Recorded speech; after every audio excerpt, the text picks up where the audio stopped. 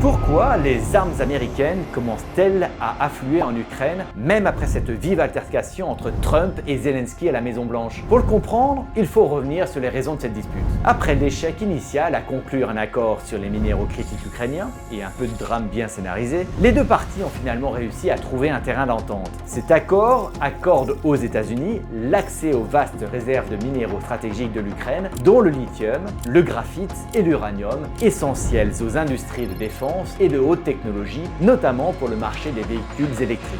Les revenus tirés de l'exploitation de ces ressources seront versés sur la prochaine décennie pour financer les efforts de reconstruction de l'Ukraine. Mais ce n'est pas tout. À la suite de cet accord, l'administration Trump a approuvé une vente de pièces détachées et de services pour les F-16 d'un montant de 310 millions de dollars, signalant un engagement renouvelé envers l'aide militaire. Les critiques estiment que cet accord est une manœuvre stratégique visant à maintenir l'implication des États-Unis dans les affaires ukrainiennes, alors que l'attention mondiale portée au conflit commence à faiblir. Now, as NATO allies, we stand united in support of Ukraine and its right to defend its sovereign territory. En sécurisant l'accès aux ressources critiques et en établissant des liens économiques, les États-Unis renforcent leur présence dans la région, influençant potentiellement les dynamiques géopolitiques futures.